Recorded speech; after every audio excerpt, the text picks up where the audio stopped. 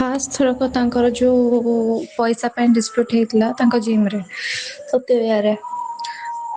ସିଏ ଯୋଉ ପଇସା ପତ୍ର ଖର୍ଚ୍ଚ କରୁଥିଲା ଯୋଉ ଦାଣ୍ଡିଆ ନାଇଟରେ ପଇସା ଖର୍ଚ୍ଚ କରିଥିଲା ଆଉ ଷ୍ଟାର୍ଟିଂରେ ଯୋଉ ପଇସା ଖର୍ଚ୍ଚ ହେଇଥିଲା ତମେ ଜାଣିଥିବ ମୁଁ ତ ଠିକ ସେ ଜାଣିନଥିଲି ଯାହା ପଇସା ପତ୍ର ଖର୍ଚ୍ଚ ହେଇଥିଲା 40,000 ଟଙ୍କା କିନ୍ତୁ ଦାଣ୍ଡିଆ ନାଇଟରେ ଖର୍ଚ୍ଚ କଲା ସେ 40,000 ଆଉ ଗୋଟେ କଣ ଏମିତି ମିଶିକି ତାର 60-70 ହଜାର ହଉଥିଲା। ତାକୁ ଯେତେବେଳେ ପଇସା ପତ୍ର ଅଭାବ ହେଲା ସେ ମାଗିଲା କି ଆଉ ମତେ ବାକି ପଇସା ଟା ଫେରାଅ ଆଉ ଯୋଉ ପଇସା ଅଛି ମୋର ଫେରାଅ ଆଉ ମତେ ପଇସା ଟା କାହିଁ ଦଉନ ହିସାବ କର ଯେତେବେଳେ ଫାଷ୍ଟ ଥର ସେ ଜିମ୍ ଛାଡିଥିଲା ଫାଷ୍ଟ ଥରକ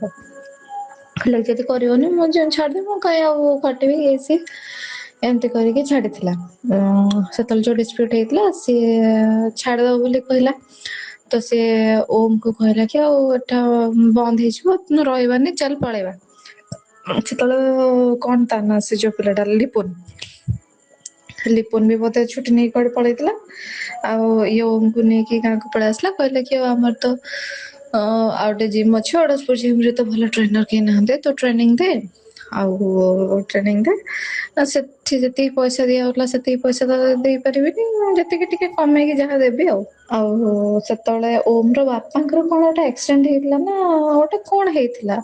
ଠିକ ସେ ତ ଜାଣିନି ଗୋଟେ କଣ ଆକ୍ସିଡେଣ୍ଟ ହେଇଥିଲା ତାଙ୍କ ଦେହ ଅସୁସ୍ଥ ଥିଲା ଓମ୍ କହିଲା କି ମୋର ଫାଇନାନ୍ସିଆଲ କ୍ରାଇସିସ୍ ରହୁଛି ଆଉ ମୁଁ ରହିବିନି ମୁଁ ଏଠି ଟ୍ରେନିଂ ଦେବିନି ଯୋଉ କଣ ସେ ଯୋଉ ବାଉନ୍ସର ଫାଉନ୍ସର କାମ କରେ ମୁଁ ସେ କାମ କରିବି ମତେ ପଇସା ଦରକାର ଅଛି ସେ କହିକି ଛାଡିଦେଲା ଛାଡିଲା କଲ କରିକି ଇଆଡେ ସିଆଡେ ଗପିଲା ମାନେ ଯେତିକି ମତେ ବୁବୁ କହିଥିଲା ମୋର ଯାହା ମନେ ପଡୁଛି କି ସେ ଗାଁରେ ଆଉ ସେ ସତ୍ୟଭାର ପିଲାଙ୍କୁ ବି ସବୁ କଲ୍ କରିକି କଣ କହିଲା ଆଉ ଜିମ୍ ବନ୍ଦ ହେଇଯିବ ଏଇଟା ସେଇଟା ତ ଯୋଉ ପିଲାମାନେ ସବୁ ପଇସା ଦେଇଥିଲେ ସମସ୍ତେ ଜାଣିଥିଲେ ନା ଓନର ହଉଛି ବୁବୁ ତ ଆକୁ କଲ୍ କରିକି ମାନେ ଆ ସହିତ ଟିକେ ବଚସା କଲେ ଆଉ କେମିତି ଜିମ୍ ବନ୍ଦ କରିଦବ ଏଇଟା ସେଇଟା ପଇସା ଦେଇଛୁ ଫ୍ରଡ କରିଦେଲ ଇଏ କରିଦେଲ ତ ଇଏ ସେଠୁ ନ ଚାହିଁକି ବି ସବୁ ଡିସକ୍ଲୋଜ କରିବାକୁ ବାଧ୍ୟ ହେଲା କହିଲା ମୁଁ ଫୁଲି ଓନର ନୁହଁ ମୁଁ ଏତିକି% ପାର୍ଟନର ଆଉ ସେ ବିଷୟରେ ତମେ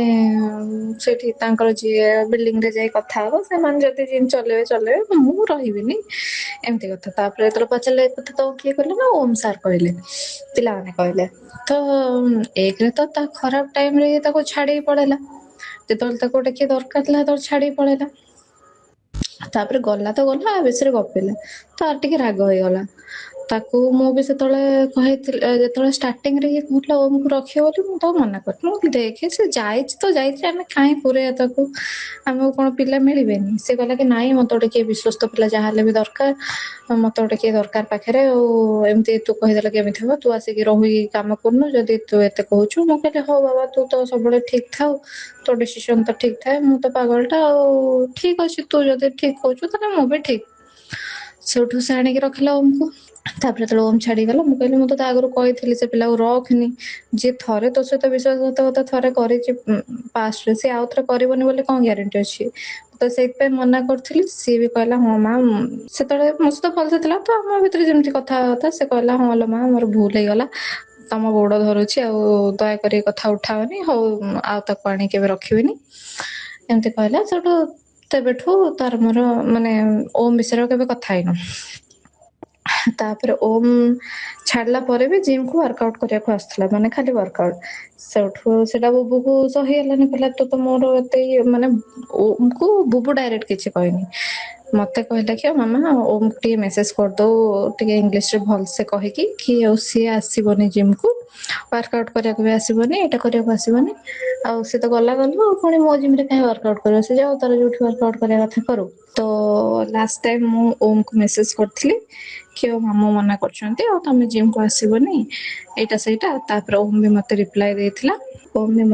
ଦେଇଥିଲା କି ହଉ ଆସିବିନି ଏମତି ସେମିତି ତାପରେ ମୁଁ କହିଥିଲି ହଁ ମେସେଜ କରିଦେଇଛି ତାପରଠୁ ଆମେ ଓମ୍ ବିଷୟରେ କେବେ ଆମ ଭିତରେ କଥା ଉଠେଇଲୁ ସେତେବେଳେ ତ ତାପରେ ପୁଣି ସେ ପ୍ରଦୀପ ସାର୍ ହରିକା ହଁ ଏତେ କଥାର ମନେ ପଡିଲା ହଁ ଏଇଟା ତାର ଓମ୍ କୁ ଡାକିଲାନି ବାହାର କରିଦେଲା ଜିମ୍ ରୁ ମେସେଜ କଲା ତାପରେ ସେଠୁ ପ୍ରଦୀପ ସାର୍ ଯୋଉ ତାକୁ ମିଟିଂ ଡକେଇଲେ କହିଲେ କି ଆଉ ତମ ଜିମ୍ ତମେ ଛାଡିଦେଲେ କେମିତି ହବ ଏମିତି ପେସେଣ୍ଟ କାଇଁ ହଉଛୁ ପଇସା ଆଜି ନହେଲେ କାଲି ହିସାବ ହବ ଏଇଟା ସେଇଟା ତାକୁ ଏମିତି ବୁଝିଲେ ତାକୁ ଆଣିକି ପୁଣି ଜିମ୍ ରେ ପୁରେଇଲେ ତ ଇଏ ଯେତେବେଳେ ଜିମ୍ ରେ ପଶିଲା ଓମ୍ କୁ ସେଠି ଟ୍ରେନର ହିସାବରେ ରଖିଲାନି मे भी सेबଠୁ ତାର ରାଗ ଥିବ ଉପରେ ମୁଁ ଯେତିକି ଭାବୁଛି କି ସେବେଠୁ ରାଗ ଥିବ କି କଣ କାହିଁକିନା ତାପରେ ସେ ୱାର୍କଆଉଟ କରିବାକୁ ବି ତ ମନା କରିଦେଲା ତାପରେ ମୁଁ ଜାଣିନି ବାସ୍ ମୁଁ ଜାଣିବା ଭିତରେ ଏତିକି ହିଁ ତାପରେ ଆମେ ଓମ ବିଷୟରେ କେବେ ତାର ମୋର ଡିସ୍କସ ହିଁ କରିନୁ ସେ ତା ବାଟରେ ଆମେ ଆମ ବାଟରେ এই ভিডিওটি आपंक केमिति लागिला कमेंट करि जणांतु धरित्री लाइव रो यूट्यूब एवं फेसबुक चैनल को सब्सक्राइब करंतु अधिक खबर पई लॉगिन करंतु www.dharitri.com।